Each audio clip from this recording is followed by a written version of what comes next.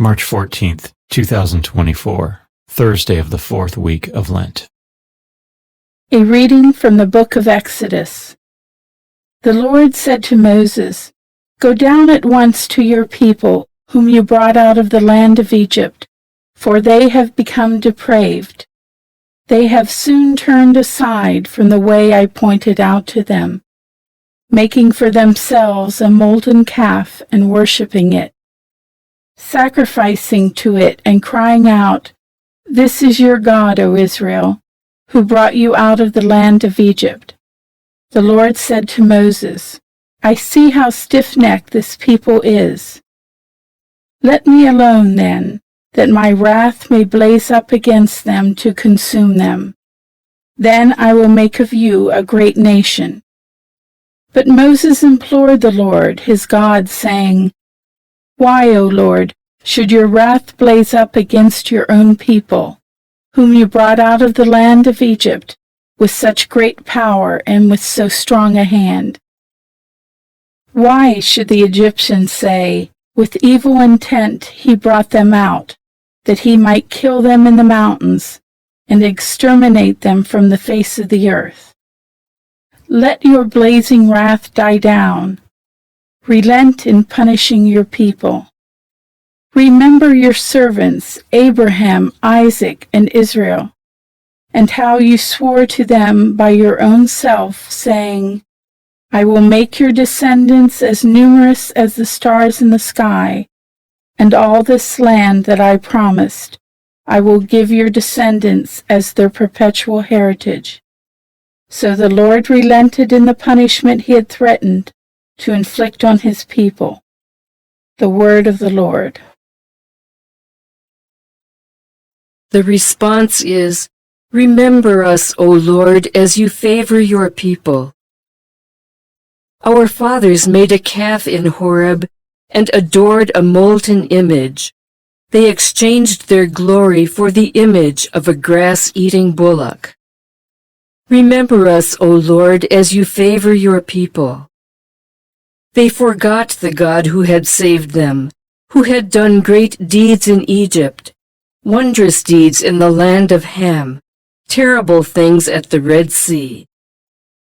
Remember us, O Lord, as you favor your people.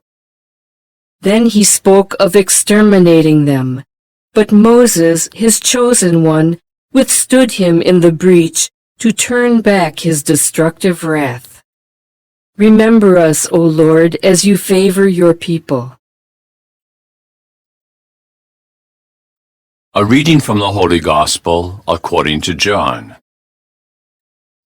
Jesus said to the Jews, "If I testify on my own behalf, my testimony is not true. But there is another who testifies on my behalf, and I know that the testimony he gives on my behalf is true. You sent emissaries to John, and he testified to the truth. I do not accept human testimony, but I say this so that you may be saved. He was a burning and shining lamp, and for a while you were content to rejoice in his light.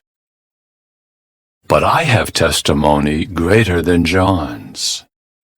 The works that the Father gave me to accomplish, these works that I perform testify on my behalf that the Father has sent me.